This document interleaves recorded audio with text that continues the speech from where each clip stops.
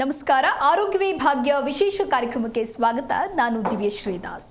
ಆರೋಗ್ಯವೇ ಭಾಗ್ಯ ಅಂತ ಹೇಳ್ತೀವಿ, ಆದರೆ ಇತ್ತೀಚಿನ ದಿನಗಳಲ್ಲಿ ಆರೋಗ್ಯದ ಸಮಸ್ಯೆ ಅನ್ನೋದು ಬಹಳಷ್ಟು ಏರಿಕೆ ಆಗ್ತಾ ಇದೆ. ಅದರಲ್ಲಿಯೂ ಪ್ರಮುಖವಾಗಿ ವೆರಿಕೋಸ್ ವೈನ್ಸ್ ಅನ್ನುವಂತಹ ಸಮಸ್ಯೆ ಅಂತೂ ಎಲ್ಲರನ್ನ ಕಾಡ್ತಾ ಇರೋದು ಸರ್ವೇ ಸಾಮಾನ್ಯ.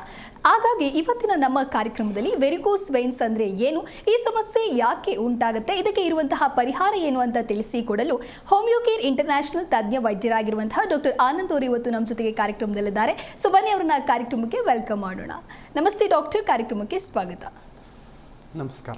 ಓಕೆ ಡಾಕ್ಟರ್, ಮೊದಲನೇದಾಗಿ ವೆರಿಕೋಸ್ ವೈನ್ಸ್ ಅಂದರೆ ಏನು, ಇದು ಯಾಕೆ ಉಂಟಾಗುತ್ತೆ, ಅದರಲ್ಲೂ ಇತ್ತೀಚಿನ ದಿನಗಳಲ್ಲಿ ಎಲ್ಲರನ್ನ ಕಾಡ್ತಾ ಇದೆ ಈ ಸಮಸ್ಯೆ ಯಾಕೆ ಅನ್ನುವಂಥದ್ದು? ಈ ವೆರಿಕೋಸ್ ವೇನ್ಸ್ ಅನ್ನೋದು ಒಂದು ಕಾಮನ್ ವ್ಯಾಸ್ಕ್ಯುಲಾರ್ ಡಿಸೀಸ್ ಅಂತ ಹೇಳ್ತೀವಿ. ಅಂದರೆ ಬ್ಲಡ್ ವೆಸಲ್ಸ್, ರಕ್ತನಾಳಗಳಿಗೆ ಸಂಬಂಧಪಟ್ಟಂಥ ಒಂದು ಸಮಸ್ಯೆ. ಅದರಲ್ಲಿ ಪ್ರಮುಖವಾಗಿ ವೇನ್ಸಿಗೆ ಸಂಬಂಧಪಟ್ಟಂಥ ಒಂದು ಸಮಸ್ಯೆ. ವೇನ್ಸಲ್ಲಿ ಏನಾಗುತ್ತೆ, ಬ್ಲಡ್ ರಿವರ್ಸ್ ಫ್ಲೋ ಆಗ್ತಾ ಇರುತ್ತೆ ಫ್ರಮ್ ಪೆರಿಫರಿ ಟುವರ್ಡ್ಸ್ ಹಾರ್ಟ್ ಅಂತ ಹೇಳ್ತೀವಿ. ಸೊ ಆ ಥರ ಒಂದು ರಿವರ್ಸ್ ಬ್ಲಡ್ ಫ್ಲೋ ಆಗ್ತಾ ಇರುವಂಥ ಒಂದು ಸಂದರ್ಭದಲ್ಲಿ ಅದು ಏನಾದರೂ ಅಫೆಕ್ಟ್ ಆದಾಗ ಎಸ್ಪೆಷಲಿ ಏನಾಗುತ್ತೆ, ಇಂಟ್ರಾವೀನಸ್ ಪ್ರೆಷರ್ ಅನ್ನೋದು ಹೆಚ್ಚಾಗಿ ಅಲ್ಲಲ್ಲೇ ಉಪ್ಕೊಳ್ತಕ್ಕಂಥದ್ದು ಇರುತ್ತೆ. Swollen and or bulging veins which is often tortuous in nature ಅಂತ ಹೇಳ್ತೀವಿ. ಜೊತೆಗೆ which is often bluish or purple, greenish purple in colour ಅಂತ ಹೇಳ್ತೀವಿ. ಆ ಥರದ ಒಂದು ಲಕ್ಷಣಗಳು ತೈ ಮತ್ತು ಲೆಗ್ ರೀಜನಲ್ಲಿ ಕಂಡು ಬಂದಾಗ ಅದನ್ನ ಕಾಮನ್ ಆಗಿ ನಾವು ವೆರಿಕೋಸ್ ವೇನ್ಸ್ ಅಂತ ಹೇಳ್ತಕ್ಕಂಥದ್ದು ಇರುತ್ತೆ. ಸೊ ವೆರಿಕೋಸ್ ವೈನ್ಸ್ ಬಂದಿದೆ ಅಂತ ಹೇಳಿ ಹೇಗೆ ಗೊತ್ತಾಗುತ್ತೆ, ಅದಕ್ಕೆ ಇರುವಂತಹ ಸಿಂಪ್ಟಮ್ಸ್ಗಳ ಬಗ್ಗೆ ಹೇಳೋದಾದರೆ? ಕಾರಣಗಳನ್ನ ನಾವು ನೋಡಿದಾಗ ಹಲವಾರು ಥರದ ಒಂದು ಕಾರಣಗಳಲ್ಲಿ ಈ ಒಂದು ಸಮಸ್ಯೆಗಳು ಕಂಡು ಬರತಕ್ಕಂಥದ್ದು ಇರುತ್ತೆ. ಪ್ರಮುಖವಾದಂಥ ಕಾರಣ ಅಂತ ಬಂದಾಗ ಜೆನೆಟಿಕ್ ಫ್ಯಾಕ್ಟರ್ ಅನ್ನೋದು ಒಂದು ಮೇನ್ ಕಾಸ್ ಆಗ್ತಕ್ಕಂಥದ್ದು ಇರುತ್ತೆ. ಸೊ ಜೆನೆಟಿಕಲಿ ವೆರಿಕೋಸ್ ವೈನ್ಸ್ ಅಂದರೆ ವೈನ್ಸ್ ವೀಕ್ ಆಗಿತ್ತು ಅಂತಂದರೆ ಅದು ಒಂದು ಕಾರಣ ಆಗ್ತಕ್ಕಂಥದ್ದು ಇರುತ್ತೆ. ಅದು ಜೊತೆಗೆ ಬೇರೆ ಬೇರೆ ಕಾಸಸ್ನ ನಾವು ನೋಡ್ಬೋದು. ಏಜಿಂಗ್ ಅಂತ ಹೇಳ್ತೀವಿ. ಏಜ್ ಆಗ್ತಾ ಈ ವೈನ್ಸಿನ ಒಂದು ಎಲಾಸ್ಟಿಸಿಟಿ ಅನ್ನೋದು ಕಡಿಮೆ ಆಗ್ತಾ ಹೋಗುತ್ತೆ. ಸೊ ಹಾಗಾಗಿ ಏಜ್ ಫ್ಯಾಕ್ಟರ್ ಅನ್ನೋದು ಕೂಡ ಒಂದು ಮೋಸ್ಟ್ ಕಾಮನ್ ಕಾಸ್ ಅಂತ ಹೇಳ್ತಕ್ಕಂಥದ್ದು ಇರುತ್ತೆ. ಇದು ಜೊತೆಗೆ ಒಬೇಸಿಟಿ ಅಂತ ಹೇಳ್ತೀವಿ, ಬಾಡಿ ವೇಟ್ ಹೆಚ್ಚಿದ್ದಂಥವರಲ್ಲಿ. ಸೊ ಏನಾಗುತ್ತೆ, ಸೊ ಈಗೇನದು ಒಂದು ಮೊದಲ್ ಲ್ಯಾಕ್ಸಿಟಿ ಅಥವಾ ಮೊದಲ್ ವೀಕ್ನೆಸ್ಸಿಂದ ಸೊ ಬ್ಲಡ್ ಸರ್ಕ್ಯುಲೇಷನ್ ಅಫೆಕ್ಟ್ ಆಗಿ ಅಂಥವರಲ್ಲಿ ತೊಂದರೆ ಆಗ್ತಕ್ಕಂಥದ್ದು. ಒಬೇಸಿಟಿ ಅನ್ನೋದು one of the major risk factor ಅಂತ ಹೇಳ್ತಕ್ಕಂಥದ್ದು ಇರುತ್ತೆ. ಇದೆಲ್ಲದರ ಜೊತೆಗೆ ಮುಖ್ಯವಾದಂಥ ಕಾರಣ ಅಥವಾ ಸಾಮಾನ್ಯವಾದಂಥ ಕಾರಣ ಅಂತಂದರೆ ಆಕ್ಯುಪೇಷನಲ್ ಫ್ಯಾಕ್ಟರ್ಸ್ ಅಥವಾ ಆಕ್ಯುಪೇಷನಲ್ ಕಾಸಸ್ ಅಂತ ಹೇಳ್ತೀವಿ, ಅಥವಾ ರಿಸ್ಕ್ ಫ್ಯಾಕ್ಟರ್ಸ್ ಅಂತ. ಅಂದರೆ ಯಾವೊಂದು ಆಕ್ಯುಪೇಷನಲ್ಲಿ ಲಾಂಗ್ ಸ್ಟ್ಯಾಂಡಿಂಗ್, ಹೆಚ್ಚೊತ್ತು ನಿಂತ್ಕೊಂಡು ಕೆಲಸ ಮಾಡ್ತಾರೆ, ಹೆವಿ ವೆಯ್ಟ್ ಲಿಫ್ಟ್ ಮಾಡ್ತಾರೆ, ಅಥವಾ ಸಿಟ್ಟಿಂಗ್ ವಿತ್ ಕ್ರಾಸ್ ಲೆಗ್ಸ್, ಕಾಲು ಮಡ್ಚ್ಕೊಂಡು ಲಾಂಗ್ ಟೈಮಲ್ಲಿ ಕುತ್ಕೊಳ್ಳುವಂಥದ್ದು, ಈ ಥರದ ಒಂದು ಆಕ್ಯುಪೇಷನಲ್ಲಿ ಈ ಒಂದು ಸಮಸ್ಯೆ ಬರ್ತಕ್ಕಂಥ ಚಾನ್ಸ್ ಇರುತ್ತೆ. ಸ್ಪೆಸಿಫಿಕ್ ಆಕ್ಯುಪೇಷನ್ನೇ ಹೇಳೋದಾದರೆ ಕಂಡಕ್ಟರ್ಸ್ ಇರ್ಬೋದು, ಅಥವಾ ಟೀಚರ್ಸ್ ಇರ್ಬೋದು, ಏರ್ ಸ್ಟೈಲಿಸ್ಟ್ ಇರ್ಬೋದು, ಗಾರ್ಮೆಂಟ್ ವರ್ಕರ್ಸ್ ಇರ್ಬೋದು. ಸೊ ಅಂದರೆ long standing hours together work ಮಾಡುವಂಥವರಲ್ಲಿ ಈ ಒಂದು ಸಮಸ್ಯೆ ಸಾಮಾನ್ಯವಾಗಿ ನೋಡ್ತಕ್ಕಂಥದ್ದು ಇರುತ್ತೆ. ಮುಖ್ಯವಾಗಿ ಹೇಳಿದಾಗೆ ಈ ಒಂದು ಎಗೇನ್ಸ್ಟ್ ಗ್ರಾವಿಟಿ ಬ್ಲಡ್ ಫ್ಲೋ ಆಗ್ತಾ ಇರುವಾಗ ಸೊ ಏನಾಗುತ್ತೆ, ಅದು ವೇನ್ಸ್ ವೀಕ್ ಆಗುವಂಥದ್ದು. ವೇನ್ಸ್ ಒಳಗೆ ವ್ಯಾಲ್ವ್ಸ್ ಇರುತ್ತೆ. ಸೊ ಅದು ಕಪ್ ಶೇಪಲ್ಲಿ ಇರುತ್ತೆ. ಸೊ ಆ ವ್ಯಾಲ್ವ್ಸ್ ಏನು ಮಾಡುತ್ತೆ, ಒಂದು ಬ್ಲಡ್ ರಿವರ್ಸ್ ಫ್ಲೋ ಆಗೋದನ್ನು ತಡಿತಕ್ಕಂಥದ್ದು ಇರುತ್ತೆ. ಸೊ ಹಾಗಾಗಿ ಆ ವ್ಯಾಲ್ವ್ ವೀಕ್ ಆದಾಗ ವ್ಯಾಲ್ವುಲಾರ್ ಇನ್ಸಫಿಷಿಯನ್ಸಿ ಅಥವಾ ವ್ಯಾಲ್ವುಲಾರ್ ಲೀಕೇಜ್ ಅಂತ ಹೇಳ್ತೀವಿ. ಸೊ ಇದೆಲ್ಲ ಒಂದು ಫ್ಯಾಕ್ಟರ್ಸಿಂದ ಏನಾಗುತ್ತೆ, ಬ್ಲಡ್ ಸ್ಟ್ಯಾಗ್ನೆಂಟ್ ಆಗ್ತಕ್ಕಂಥದ್ದು ಇರುತ್ತೆ. ಯೂಶ್ವಲಾಗಿ ಈ ವೇನ್ಸಲ್ಲಿ ಇಂಪ್ಯೂರ್ ಬ್ಲಡ್ ಅಥವಾ ಡಿಆಕ್ಸಿಜನೇಟೆಡ್ ಬ್ಲಡ್ ಫ್ಲೋ ಆಗ್ತಾ ಇರುತ್ತೆ. ಸೊ ಹಾಗಾಗಿ ಇಂಥ ಒಂದು ಬ್ಲಡ್ ಒಂದೇ ಕಡೆ ಶೇಖರಣೆ ಆದಾಗ ಸೊ ಏನಾಗುತ್ತೆ, ಅದು ಇಂಟ್ರಾವೀನಸ್ ಪ್ರೆಷರ್ ಹೆಚ್ಚಾಗಿ ಸೊಲ್ಲಲ್ಲಿ ವೇಯ್ನ್ ಉಪ್ಕೊಳ್ತಕ್ಕಂಥದ್ದು ಇರುತ್ತೆ. ಸೊ ಆ ಥರದ ಒಂದು ಕಾರಣದಿಂದ ಈ ವೆರಿಕೋಸ್ ವೈನ್ಸ್ ಬರೋವಂಥ. ಸೊ ಹಾಗಾಗಿ ಅದು ಒಂದು ಪ್ರಮುಖವಾದಂಥ ಕಾರಣ ಅಂತ ಹೇಳ್ತೀವಿ.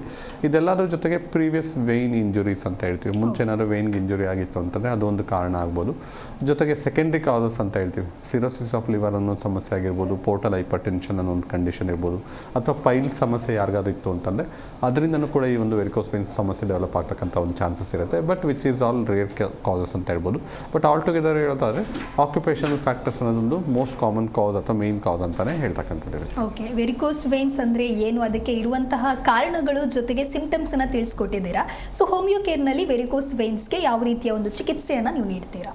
ಅದೇ ಮುಖ್ಯವಾಗಿ ಈ ವೆರಿಕೋಸ್ ವೇನ್ಸ್ ಅನ್ನೋದು ಏನಾಗುತ್ತೆ, ಒಂದು ಕ್ರೋನಿಕ್ ಡಿಸೀಸ್ ಅಂತ ಹೇಳ್ತೀವಿ. ದೀರ್ಘಕಾಲದ ಸಮಸ್ಯೆ, ನಿಧಾನಕ್ಕೆ ಶುರುವಾಗುತ್ತೆ, ನಿಧಾನಕ್ಕೆ ಅದು ಪ್ರೋಗ್ರೆಸ್ ಆಗ್ತಾ ಹೋಗುವಂಥದ್ದು ಇರುತ್ತೆ. ಸೊ ತುಂಬ ಜನರಲ್ಲಿ ಈ ವೇನ್ಸ್ ಬಲ್ಜ್ ಆಗ್ತಾ ಹೋಗುವಂಥದ್ದು, ವೇನ್ಸ್ ಊದ್ಕೊಳ್ಳುವಂಥದ್ದು ಕಾಮನ್ ಆಗಿ ನಾವು ನೋಡ್ತಕ್ಕಂಥದ್ದು ಇರುತ್ತೆ. ಸೊ ತುಂಬ ಜನ ಅದನ್ನು ನೆಗ್ಲೆಕ್ಟ್ ಮಾಡ್ತಾ ಹೋಗ್ತಕ್ಕಂಥದ್ದು.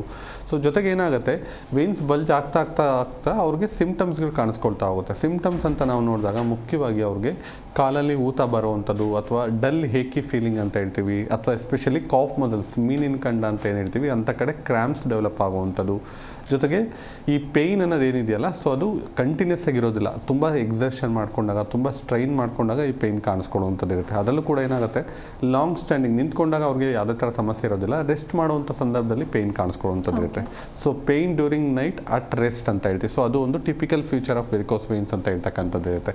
ಜೊತೆಗೆ ಏನಾಗುತ್ತೆ, ಈ ಬ್ಲಡ್ ಸರ್ಕ್ಯುಲೇಷನ್ ಅಫೆಕ್ಟ್ ಆಗ್ತಾ ಹೋದಾಗ ಏನಾಗುತ್ತೆ, ವೇನ್ ನಿಧಾನಕ್ಕೆ ಬಲ್ಜ್ ಆಗ್ತಾ ಹೋಗಿ ಸೊ ಏನಾಗುತ್ತೆ, ಕಾಲಿನ ಒಂದು ಮೇಲ್ಭಾಗದ ಸ್ಕಿನ್ ಕಲರ್ ಗ್ರ್ಯಾಜುವಲ್ ಆಗಿ ಚೇಂಜಸ್ ಆಗ್ತಾ ಬರುತ್ತೆ. ಅಂದರೆ ಬ್ಲೂಯಿಶ್ ಆಗಿ ಟರ್ನ್ ಆಗೋದು, ಬ್ಲ್ಯಾಕಿಶ್ ಆಗಿ ಇರುವಂಥದ್ದು, ಅಥವಾ ತುಂಬ ಸ್ವೆಲ್ಲಿಂಗ್ ಬರುವಂಥದ್ದು, ಈ ಥರದ್ದೆಲ್ಲ ಲಕ್ಷಣಗಳು ಕಾಣಿಸ್ಕೊಳ್ತಾ ಹೋಗಿ ಕ್ರಮೇಣವಾಗಿ ಡಾಕ್ಟರ್ ಮಾತನಾಡೋಣ. ಕಾಲರ್ ರೆಡಿ ಇದ್ದಾರೆ.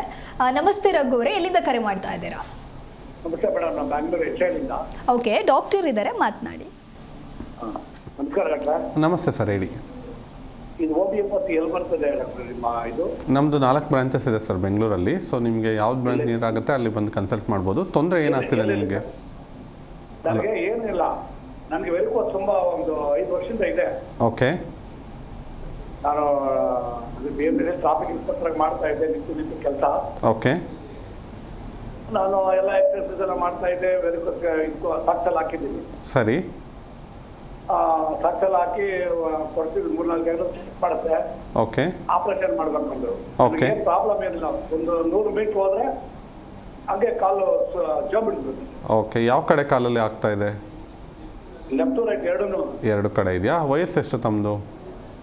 ನಂದು 64 ವರ್ಷ. ಓಕೆ. ಸೊ ಈಗ ಇದಕ್ಕೆ ಸಂಬಂಧಪಟ್ಟಾಗೆ ಟೆಸ್ಟ್ ಏನಾದ್ರು ಮಾಡಿಸಿದ್ದೀರಾ ಸರ್? ಎಲ್ಲ ಕಡೆ ಒಂದು 4-5 ಟೆಸ್ಟ್ ಮಾಡ್ತೀವಿ. Okay, fine.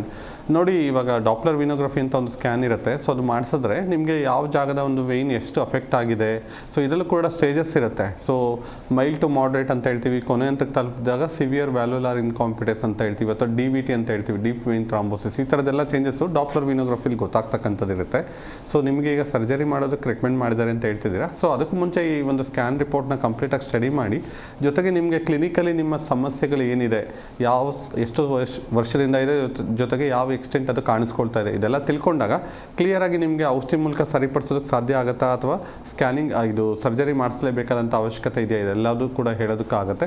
ಜೊತೆಗೆ ಹೋಮಿಯೋಪತಿ ಟ್ರೀಟ್ಮೆಂಟಲ್ಲಿ ಏನಂದರೆ, ಈ ಥರ ಒಂದು ರೂಟ್ ಕಾಸ್ ನಿಮಗೆ ಯಾವ ಕಾರಣಕ್ಕಾಗಿ ಶುರುವಾಗಿದೆ, ಜೊತೆಗೆ ಯಾವ ಜಾಗದ ಒಂದು ವೇನ್ ಅಫೆಕ್ಟ್ ಆಗಿದೆ, ರೋಗ ಲಕ್ಷಣಗಳು ಏನೆಲ್ಲ ಕಾಣಿಸ್ಕೊಳ್ತಾ ಇದೆ, ಎಲ್ಲದನ್ನು ಸ್ಟಡಿ ಮಾಡಿ ಅದಕ್ಕೆ ಸೂಕ್ತವಾದಂಥ ಒಂದು ಟ್ರೀಟ್ಮೆಂಟ್ನ ನಾವು ರೆಕಮೆಂಡ್ ಮಾಡ್ತಕ್ಕಂಥದ್ದು ಇರುತ್ತೆ. ಅದನ್ನು ನಾವು ಕಾನ್ಸ್ಟಿಟ್ಯೂಷನಲ್ ಟ್ರೀಟ್ಮೆಂಟ್ ಅಂತ ಹೇಳ್ತೀವಿ. ಸೊ ಹಾಗಾಗಿ ನೋಡಿ, ಇದುವರೆಗೂ ನೀವು ಪ್ರಾಪರ್ ಟ್ರೀಟ್ಮೆಂಟ್ ತೊಗೊಂಡಿಲ್ಲ ಅಂತಂದರೆ ಒಂದು ಸತಿ ನಿಮ್ಮ ರಿಪೋರ್ಟ್ಸ್ ಎಲ್ಲ ತೊಗೊಂಡು ಬಂದು ಕನ್ಸಲ್ಟ್ ಮಾಡಿ ನಿಮ್ಮ ಕಂಡೀಷನ್ ನೋಡಿಬಿಟ್ಟು ಅದಕ್ಕೆ ಸೂಕ್ತವಾದಂಥ ಒಂದು ಸಜೆಷನ್ ಅಥವಾ ಟ್ರೀಟ್ಮೆಂಟ್ನ ರೆಕಮೆಂಡ್ ಮಾಡ್ತಕ್ಕಂಥದ್ದು.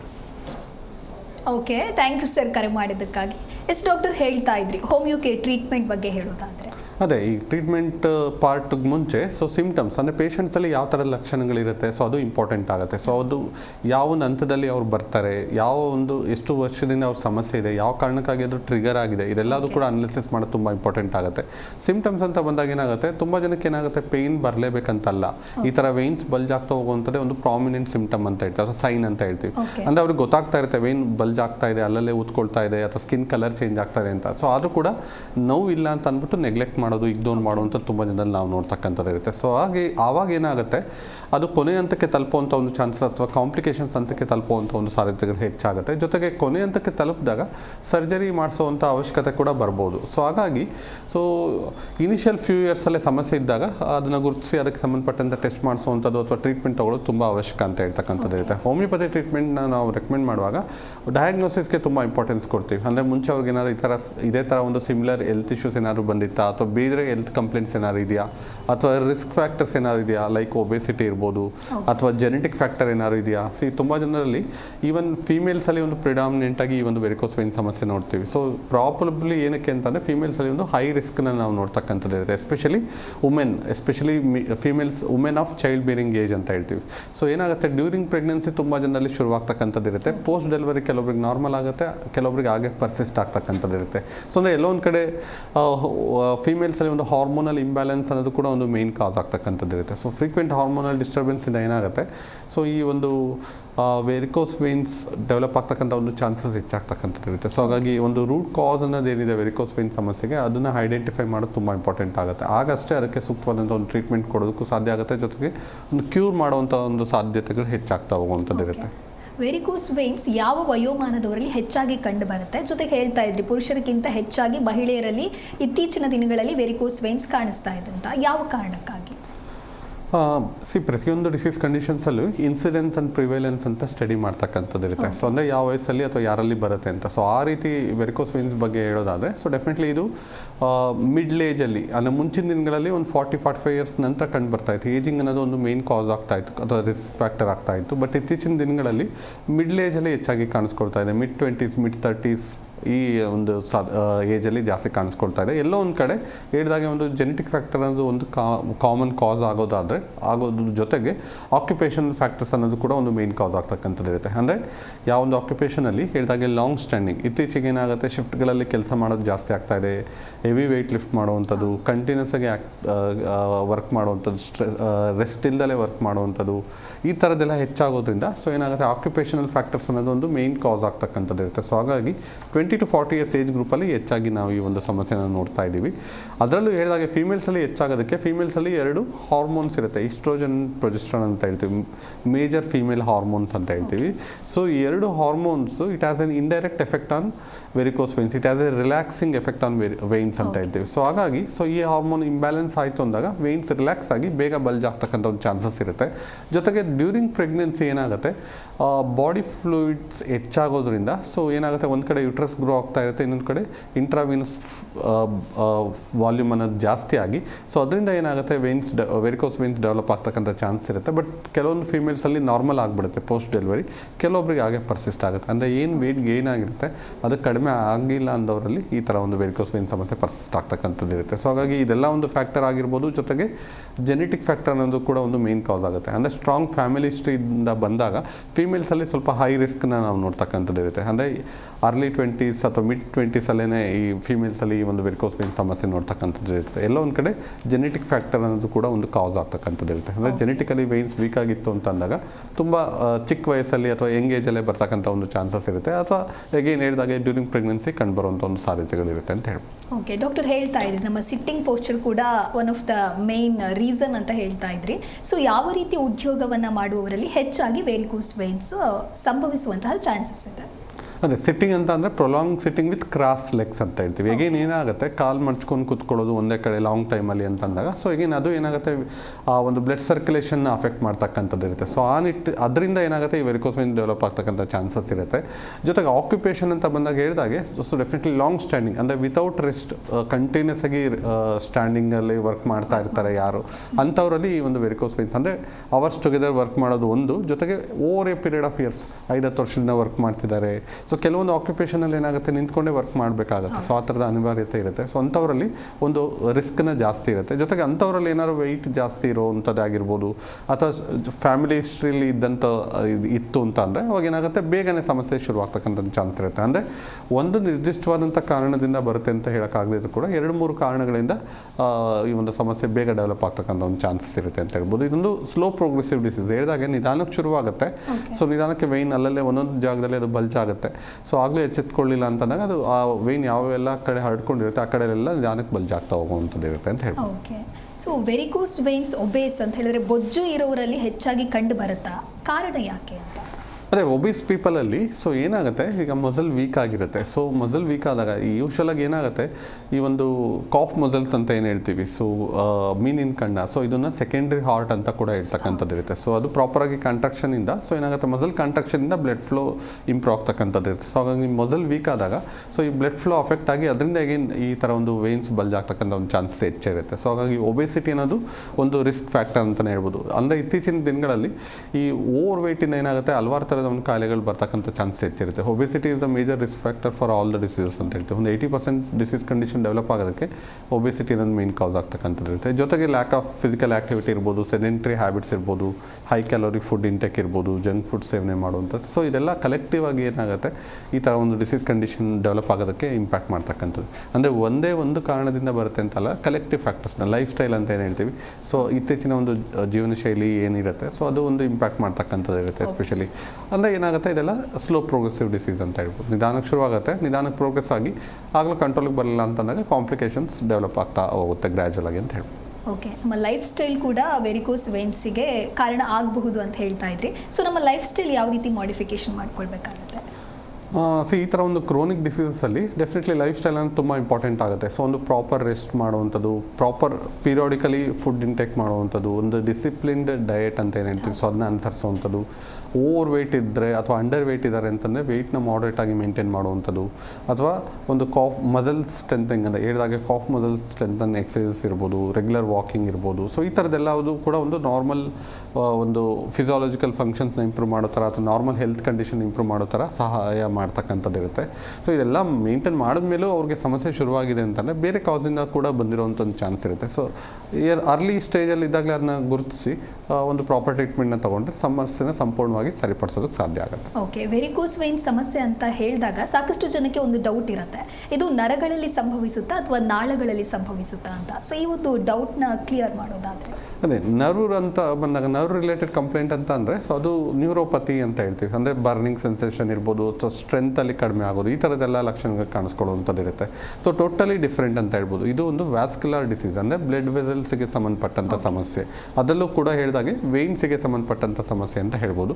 ಸೊ ಏನಾಗುತ್ತೆ, ಬ್ಲಡ್ ವೆಸಲ್ಸ್ ಜೊತೆಗೆ ನರ್ವ್ಸ್ ಕೂಡ ಇರುತ್ತೆ. ಸೊ ಬ್ಲಡ್ ವೆಸಲ್ಸ್ ಅಫೆಕ್ಟ್ ಆದಾಗ ನರ್ವ್ಸ್ ಕೂಡ ಡ್ಯಾಮೇಜ್ ಆಗಿ ಕೆಲವೊಬ್ರಿಗೆ ಏನಾಗುತ್ತೆ, ವೆರಿಕೋಸ್ ವೇನ್ ಸಮಸ್ಯೆ ಇದ್ದಂಥವರಲ್ಲೇ ಬರ್ನಿಂಗ್ ಬರುವಂಥದ್ದು ಅಥವಾ ನಮ್ನೆಸ್ ಅಂತ ಜೋಮ್ ಬರೋದು, ಈ ಥರದ್ದೆಲ್ಲ ಲಕ್ಷಣಗಳು ಕಾಣಿಸ್ಕೊಳ್ತಾ ಇರುತ್ತೆ.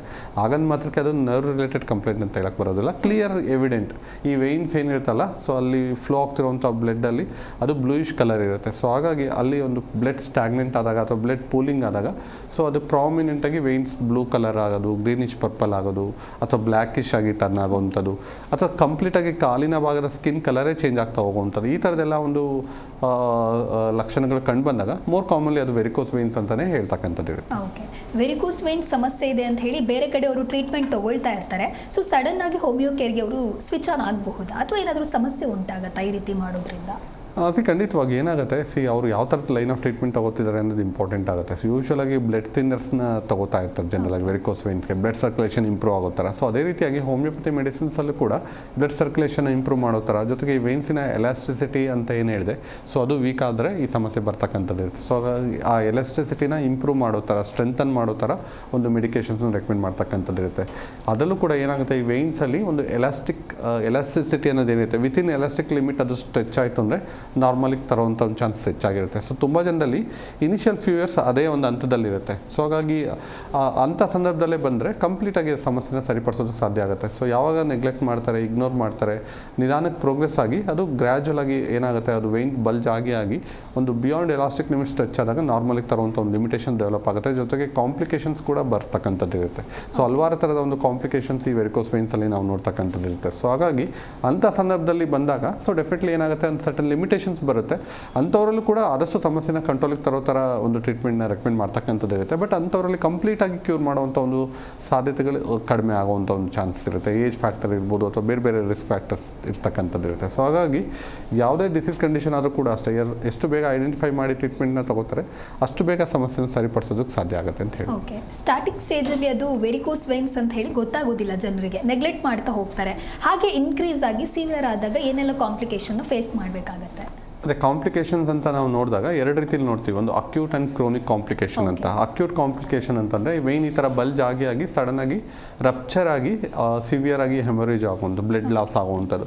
ಆ ಥರ ಆದಾಗ ಅದನ್ನ ಎಮರ್ಜೆನ್ಸಿ ಮೆಡಿಸಿನ್ ಅವಶ್ಯಕತೆ ಬರ್ತಕ್ಕಂಥದ್ದು ಇರುತ್ತೆ. ವೇರಸ್ ಕ್ರೋನಿಕ್ ಕಾಂಪ್ಲಿಕೇಶನ್ ಅಂತ ಅಂದರೆ ದೀರ್ಘಕಾಲದಿಂದ ಡೆವಲಪ್ ಆಗ್ತಕ್ಕಂಥದ್ದು, ನಿಧಾನಕ್ಕೆ ಅದು ಪ್ರೋಗ್ರೆಸ್ ಆಗಿ ಡೆವಲಪ್ ಆಗುವಂಥದ್ದು. ಸೊ ಕ್ರೋನಿಕ್ ಕಾಂಪ್ಲಿಕೇಶನ್ಸಲ್ಲಿ ಮುಖ್ಯವಾಗಿ ಹೇಳಿದಾಗೆ ಸ್ಕಿನ್ ಈ ಒಂದು ಬ್ಲಡ್ ಪೂಲಿಂಗ್ ಒಂದೇ ಕಡೆ ಆದಾಗ ಏನಾಗುತ್ತೆ, ಸ್ಕಿನ್ ಕಲರ್ ಚೇಂಜ್ ಆಗ್ತಾ ಹೋಗುವಂಥದ್ದು ಇರುತ್ತೆ. ಸೊ ಯೂಶ್ವಲಾಗಿ ಇದು ಏನೊಂದು ವೇನ್ಸಲ್ಲಿ ಬ್ಲಡ್ ಫ್ಲೋ ಆಗ್ತಾ ಇರುತ್ತಲ್ಲ, ಸೊ ಇದನ್ನ ಡಿಆಕ್ಸಿಜನೇಟೆಡ್ ಬ್ಲಡ್ ಅಥವಾ ಇಂಪ್ಯೂರ್ ಬ್ಲಡ್ ಅಂತ ನಾನು ಆಗಲೇ ಹೇಳಿದಾಗೆ, ಸೊ ಈ ಥರದ ಬ್ಲಡ್ ಒಂದೇ ಕಡೆ ಸ್ಟ್ಯಾಗ್ನೆಂಟ್ ಆದಾಗ, ಪೂಲಿಂಗ್ ಆದಾಗ ಬ್ಯಾಕ್ಟೀರಿಯಲ್ ಗ್ರೋತ್ ಬೇಗ ಫೇವರ್ ಆಗುತ್ತೆ. ಸೊ ಹಾಗಾಗಿ ಏನಾಗುತ್ತೆ, ಮೇಲ್ಭಾಗದ ಸ್ಕಿನ್ ಬೇಗ ಅಫೆಕ್ಟ್ ಆಗಿ ಸೊ ಅಲ್ಲಿ ಇಚಿಂಗ್ ಡೆವಲಪ್ ಆಗುವಂಥದ್ದು. ಸೊ ಏನಾಗುತ್ತೆ, ಸ್ಕಿನ್ ಕಲರ್ ಚೇಂಜ್ ಆಗುತ್ತೆ, ಸ್ಕಿನ್ ಬ್ಲೂಯಿಶ್ ಅಥವಾ ಬ್ಲ್ಯಾಕಿಶ್ ಆಗಿ ಟರ್ನ್ ಆಗೋದು, ತುಂಬ ಟೆಂಡರ್ನೆಸ್ ಅಂತ ಹೇಳ್ತೀವಿ, ತುಂಬ ಹಾರ್ಡ್ ಆಗಿ ಆಗುವಂಥದ್ದು, ಈ ಥರದ್ದೆಲ್ಲ ಲಕ್ಷಣಗಳು ಕಾಣಿಸ್ಕೊಂಡು ನಂತರ ಏನಾಗುತ್ತೆ, ಸ್ಕಿನ್ನಲ್ಲಿ ಇಚಿಂಗ್ ಡೆವಲಪ್ ಆಗುತ್ತೆ, ಡ್ರೈನೆಸ್ ಆಗಿ, ಸೊ ಅದು ಎಕ್ಸಿಮ್ ಆಗಿ ಟರ್ನ್ ಆಗ್ತದೆ. ಆಗ್ತಕ್ಕಂಥದ್ದು ಇರುತ್ತೆ. ಸೊ ಅದನ್ನೇ ನಾವು ವೆರಿಕೋಸ್ ಎಕ್ಸಿಮಾ ಅಥವಾ ಸ್ಟ್ಯಾಸಿಸ್ ಡರ್ಮಟೈಟಿಸ್ ಅಂತ ಹೇಳ್ತೀವಿ. So which is the most common complication. ಒಂದು 60% ಪೇಷಂಟ್ಸಲ್ಲಿ ವೆರಿಕೋಸ್ ವೇನ್ಸ್ ಇದ್ದಂಥವರಲ್ಲಿ ಈ ಒಂದು ಕಾಂಪ್ಲಿಕೇಶನ್ನ ನಾವು ನೋಡ್ತಕ್ಕಂಥದ್ದು ಇರುತ್ತೆ. ಇದ್ರ ಜೊತೆಗೆ ಏನಾದ್ರು ಮೈನರ್ ಹೂಂಡ್ ಆಯಿತು ಅಂದರೆ ಅದು ಹೀಲ್ ಆಗದೆ ಅಲ್ಸರ್ ಆಗಿ ಟರ್ನ್ ಆಗ್ತಕ್ಕಂಥದ್ದು ಇರುತ್ತೆ. ಅದನ್ನೇ ನಾವು ವೆರಿಕೋಸ್ ಅಲ್ಸರ್ ಅಂತ ಹೇಳ್ತೀವಿ. ಅದು ಕೂಡ ಹೆಚ್ಚಿನ ಜನರಲ್ಲಿ ಕಂಡು ಬರ್ತಕ್ಕಂಥದ್ದು ಇರುತ್ತೆ.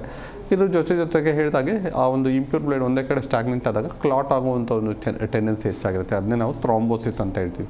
ಸೊ ಆ ಥರದ ಒಂದು ಕಂಡೀಷನ್ ಆಯಿತು ಅಂದರೆ ಅದನ್ನು ನಾವು ಡೀಪ್ ವೇನ್ ಥ್ರಾಂಬೋಸಿಸ್ ಅಂತ ಹೇಳ್ತೀವಿ. That is also most common complication ತುಂಬ ಜನದಲ್ಲಿ ಲಾಂಗ್ ಟೈಮಲ್ಲಿ ಇದ್ದಂಥವರಲ್ಲಿ. ಸೊ ಇದೆಲ್ಲದು ಕೂಡ ಡಾಪ್ಲರ್ ವಿನೋಗ್ರಫಿ ಸ್ಕ್ಯಾನಲ್ಲಿ ಗೊತ್ತಾಗ್ತಕ್ಕಂಥದ್ದು ಇರುತ್ತೆ.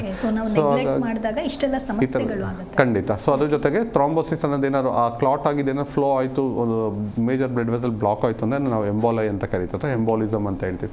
ಸೊ ಅದರಿಂದ ಆ ಥರದ ಒಂದು ರಿಸ್ಕ್ ಫ್ಯಾಕ್ಟರ್ ಲೇಟರ್ ಸ್ಟೇಜಸಲ್ಲಿ ಅಂದರೆ ತುಂಬ ಸಿವಿಯರ್ ಇದ್ದಂಥವರಲ್ಲಿ ಆ ಥರದ ಒಂದು ಕಾಂಪ್ಲಿಕೇಶನ್ ನೋಡ್ತಕ್ಕಂಥದ್ದು ಇರುತ್ತೆ. ಅದರ್ವೈಸ್ ಮ್ಯಾಕ್ಸಿಮಮ್ ಪೇಷಂಟ್ಸಲ್ಲಿ ಈ ವೆರಿಕೋಸ್ ಎಕ್ಸಿಮಾ ಅಥವಾ ವೆರಿಕೋಸ್ ಅಲ್ಸರ್ ಅನ್ನೋದು ಕಾಮನ್ ಆಗಿ ನೋಡ್ತಕ್ಕಂಥದ್ದು ಇರುತ್ತೆ. ಇದ್ರ ಜೊತೆಗೆ ಅವರ ಒಂದು ಓವರ್ ಆಲ್ ಫಿಸಿಕಲ್ ಆ್ಯಕ್ಟಿವಿಟಿ ಕೂಡ ಅಫೆಕ್ಟ್ ಆಗ್ತಾ ಬರುತ್ತೆ. ಸೊ ಅಂದರೆ ಲಾಂಗ್ ಸ್ಟ್ಯಾಂಡಿಂಗ್ ಹೆಚ್ಚೊತ್ತು ನಿಂತ್ಕೊಳ್ಳೋಕ್ಕೆ ಕಷ್ಟ ಆಗ್ಬೋದು ಅಥವಾ ಮೆಟ್ಲತ್ತೋದಕ್ಕೆ ಕಷ್ಟ ಆಗುವಂಥದ್ದು, ಫಿಸಿಕಲ್ ಆ್ಯಕ್ಟಿವಿಟಿ ಅನ್ನೋದು ರಿಸ್ಟ್ರಿಕ್ಟ್ ಆಗ್ತಾ ಬರುತ್ತೆ ಅಥವಾ ವಾಕ್ ಮಾಡೋದಕ್ಕೆ ಕಷ್ಟ ಆಗುವಂಥದ್ದು, ಈ ಥರದ್ದು ಒಂದು ಕಾಂಪ್ಲಿಕೇಶನ್ಸ್ ಕೂಡ ನಾವು ಪೇಷಂಟ್ಸಲ್ಲಿ ನೋಡ್ತಕ್ಕಂಥದ್ದು ಇರುತ್ತೆ. ಅಂದರೆ ಪ್ರೋಗ್ರೆಸ್ ಆಗ್ತಾ ಹೋದಾಗ ಅಂತ ಹೇಳ್ಬೋದು. ಒಂದಿಷ್ಟು ಜನ ಆಪರೇಷನ್ನ ಮಾಡಿಸ್ಕೊಂಡಿರ್ತಾರೆ, ಅಂಥವರು ಕೂಡ ಹೋಮಿಯೋ ಕೇರ್ನಲ್ಲಿ ವೆರಿಕೋಸ್ ವೈನ್ಸ್ಗೆ ಟ್ರೀಟ್ಮೆಂಟನ್ನು ತಗೊಳ್ಬಹುದಾ? ಪೋಸ್ಟ್ ಆಪರೇಟಿವ್ ಕಂಡೀಷನ್ ಏನಾಗುತ್ತೆ, ಸೊ ತುಂಬ ಜನರಲ್ಲಿ ಆಪ್ರೇಷನ್ ಮಾಡಿದ ನಂತರ ಕೂಡ ಸಮಸ್ಯೆ ಏನಾಗುತ್ತೆ, ಬೇರೆ ಜಾಗದಲ್ಲಿ ವೇನ್ ಅಫೆಕ್ಟ್ ಆಗ್ತಾ ಹೋಗೋದು, ವೀಕ್ ಆಗ್ತಕ್ಕಂಥ ಒಂದು ಚಾನ್ಸಸ್ ಇರುತ್ತೆ. ಸೊ ಹಾಗಾಗಿ ಒಂದು ಅವರಲ್ಲಿ ವೆರಿಕೋಸ್ ವೇನ್ಸ್ ಕಂಡೀಷನ್ ಯಾವ ಕಾರಣಕ್ಕಾಗಿ ಟ್ರಿಗರ್ ಆಗಿದೆ, ಡೆವಲಪ್ ಆಗ್ತಾ ಇದೆ, ಸೊ ಅದನ್ನ ಐಡೆಂಟಿಫೈ ಮಾಡಿ ಟ್ರೀಟ್ಮೆಂಟ್ ತಗೊಳ್ಳೋದು ತುಂಬ ಇಂಪಾರ್ಟೆಂಟ್ ಆಗುತ್ತೆ. ಆ ರಿಕರೆಂಟ್ ಟೆಂಡೆನ್ಸಿ ಅಂತ ಏನಿರುತ್ತಲ್ಲ, ಸೊ ಆ ಥರದ್ದು ಕೆಲವೊಂದು ಕಂಡೀಷನ್ಸಲ್ಲಿ ನಾವು ನೋಡ್ತಕ್ಕಂಥದ್ದು ಇರುತ್ತೆ. ಸೊ ಹಾಗಾಗಿ ತುಂಬ ಸಿವಿಯರಾಗಿ ವೇನ್ ಅಫೆಕ್ಟ್ ಆಗಿದೆ, ಬಲ್ಜ್ ಆಗಿದೆ ಅಂದರೆ ಆಪ್ರೇಷನ್ ಅವಶ್ಯಕತೆ ಬರ್ಬೋದು. But at the same time ಬೇರೆ ಜಾಗದ ವೇನ್ ಅಫೆಕ್ಟ್ ಆಗಬಾರ್ದು ಅಥವಾ ಅದು ವೀಕ್ ಆಗ್ತದೆ ಅಂತಂದಾಗ ಮೆಡಿಕೇಷನ್ಸ್ ಮೂಲಕ ಅದನ್ನು ಸರಿಪಡಿಸುವಂಥ ಒಂದು ಸಾಧ್ಯತೆಗಳು ಹೆಚ್ಚಾಗಿರುತ್ತೆ ಅಂತ ಹೇಳಿ. ಓಕೆ, ಬೇರೆ ಎಲ್ಲ ಟ್ರೀಟ್ಮೆಂಟ್ಗಳನ್ನು ತೊಗೊಂಡು ಕೊನೆಯದಾಗಿ ಅವರು ಹೋಮಿಯೋ ಕೇರ್ ಟ್ರೀಟ್ಮೆಂಟಿಗೆ ಅಂತ ಹೇಳಿ ಬರ್ತಾರೆ. ಸೊ ಒನ್ಸ್ ಆ ಟ್ರೀಟ್ಮೆಂಟನ್ನು ತೊಗೊಂಡಾದ್ರ ಮೇಲೆ ಮತ್ತೆ ರಿಯಕರೆನ್ಸ್ ಆಗುವಂತಹ ಚಾನ್ಸಸ್ ಏನಾದರೂ ಇದೆಯಾ ಅಥವಾ ಕಂಪ್ಲೀಟ್ ಕ್ಯೂರ್ ಆಗ್ಬೋದಾ? ಅದೇ ಡಿಪೆಂಡಿಂಗ್ ಆನ್ ದ ಸ್ಟೇಜಸ್, ಅವರು ಯಾವ ಏಜಲ್ಲಿ ಅವ್ರಿಗೆ ಕಂಡೀಷನ್ ಡೆವಲಪ್ ಆಗಿದೆ, ಜೊತೆಗೆ ಯಾವ ಒಂದು ಹಂತದಲ್ಲಿ ಸಮಸ್ಯೆ ಇದೆ, ಅವರಲ್ಲಿ ಏನಾದರೂ ರಿಸ್ಕ್ ಫ್ಯಾಕ್ಟರ್ಸ್ ಇದೆಯಾ. ಕೆಲವೊಬ್ಬರಲ್ಲಿ ಏನಾಗುತ್ತೆ ಟ್ರೀಟ್ಮೆಂಟಿಗೆ ಚೆನ್ನಾಗಿ ರೆಸ್ಪಾಂಡ್ ಮಾಡ್ತಾ ಇರ್ತಾರೆ, ಬಟ್ ಸೇಮ್ ಟೈಮ್ ಅವ್ರು ಮತ್ತೆ ಲಾಂಗ್ ಸ್ಟ್ಯಾಂಡ್ ನಿಂತ್ಕೊಳ್ಬೇಕಾದಂಥ ಅನಿವಾರ್ಯತೆ ಅಗತ್ಯ ಬರ್ತಕ್ಕಂಥದ್ದು ಇರುತ್ತೆ. ಸೊ ಅಂಥವರಲ್ಲಿ ಒಂದು ರಿಸ್ಕ್ ಹೆಚ್ಚಾಗುವಂಥದ್ದು ಇರ್ಬೋದು. ಅಥವಾ ಒಂದು ಸತಿ ಸಮಸ್ಯೆ ಕಡಿಮೆ ಆಗ್ತಿದೆ, ಕ್ಯೂರ್ ಆಗ್ತಾಯಿದೆ ಅಂತಂದರೆ ಮತ್ತೆ ಮರುಕಳಿಸುವಂಥ ಒಂದು ಸಾಧ್ಯತೆಗಳು ತುಂಬ ಕಡಿಮೆ ಅಂತಲೇ ಹೇಳ್ಬೋದು ಜನರಲ್ ಆಗಿ ಹೇಳೋದಾದರೆ.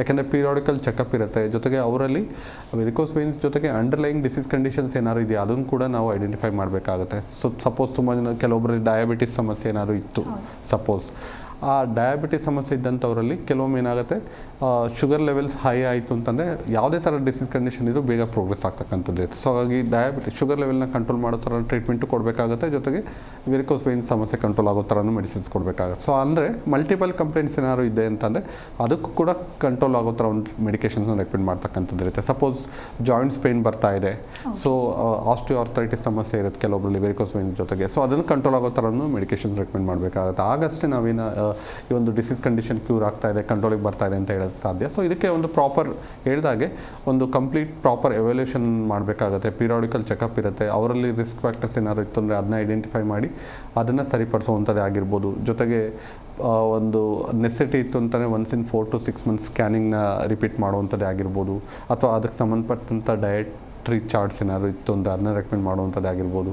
ಅಥವಾ ಅವರ ಲೈಫ್ ಸ್ಟೈಲಲ್ಲಿ ಬದಲಾವಣೆಗಳು ಏನಾದ್ರು ಮಾಡ್ಕೊಳ್ಳೋದಿದ್ರೆ ಅದನ್ನ ರೆಕಮೆಂಡ್ ಮಾಡುವಂಥದ್ದು. ಈ ಥರದ್ದೆಲ್ಲ ಮಾಡೋದ್ರಿಂದ ಏನಾಗುತ್ತೆ, ಡಿಸೀಸ್ ಕಂಡೀಷನ್ ಬೇಗ ಕಡಿಮೆ ಕಂಟ್ರೋಲಿಗೂ ಬರುತ್ತೆ, ವಾಸಿಯಾಗುವಂಥ ಒಂದು ಚಾನ್ಸಸ್ ಕೂಡ ಹೆಚ್ಚಾಗಿರುತ್ತೆ ಅಂತ ಹೇಳಿ. ಓಕೆ, ವೆರಿಕೋಸ್ ವೇನ್ಸ್ ಸಮಸ್ಯೆ ಇದ್ದವರಲ್ಲಿ ಈ ರೀತಿ ಆಹಾರ ಕ್ರಮವನ್ನು ಅವರೇನಾದರೂ ಫಾಲೋ ಮಾಡಬೇಕು ಅಂತ ಇದೆಯಾ, ಆ ಕುರಿತು ಹೇಳೋದಾದರೆ? ಸ್ಪೆಸಿಫಿಕ್ ಡಯಟ್ರಿ ರಿಕ್ವೈರ್ಮೆಂಟ್ ಅನ್ನೋದೇನಿಲ್ಲ, ಬಟ್ ಇನ್ ಜನರಲ್ ಆಗಿ well balance protein rich food ತಗೊಳ್ಳೋದು ತುಂಬ ಅವಶ್ಯಕವಾಗುತ್ತೆ. ಜೊತೆಗೆ ಹೇಳಿದಾಗೆ ಸೊ ಮುಖ್ಯವಾಗಿ ಏನಾಗುತ್ತೆ, ಒಬೆಸಿಟಿ ಏನಾದ್ರು ಬಂತು ಅಂದರೆ ಅಂಥವ್ರಲ್ಲಿ ಸ್ವಲ್ಪ ಸ್ಟ್ರಿಕ್ಟ್ ಡಯಟ್ರಿ ಮೆಜರ್ಸ್ನ ಅನುಸರಿಸೋದು ತುಂಬ ಇಂಪಾರ್ಟೆಂಟ್ ಆಗುತ್ತೆ.